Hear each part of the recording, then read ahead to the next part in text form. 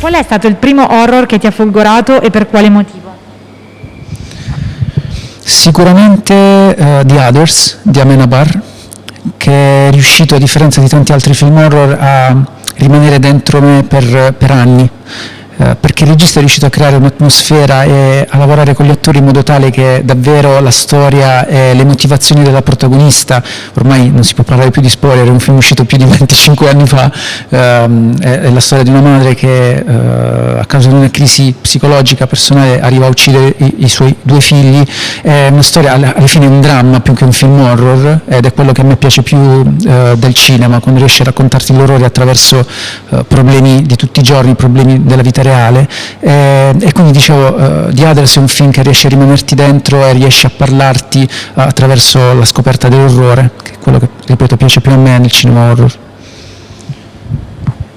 Chi è stato il regista che più ti ha influenzato e che ancora ti influenza tanto? Sicuramente uno dei registi che adoro di più e che cerco sempre di tenere come riferimento anche quando scrivo i miei progetti è Shyamalan,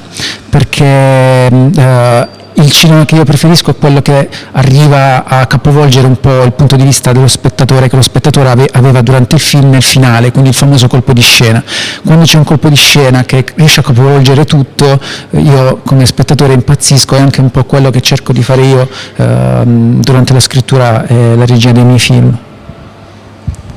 Perché abbiamo ancora tanto bisogno di essere spaventati nonostante il mondo sia un posto tutt'altro che rassicurante?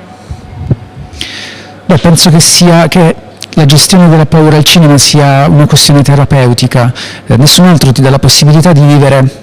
delle situazioni terrificanti come quelle che vivono i personaggi dei film al cinema, dei film horror al cinema, di poterle controllare semplicemente, dico la cosa più banale, chiudendo gli occhi o coprendosi le orecchie. È un po' quella la forza del cinema horror, è un po' anche per quello che è il genere più amato dal pubblico, ti dà la possibilità di controllare le emozioni più che in altri generi.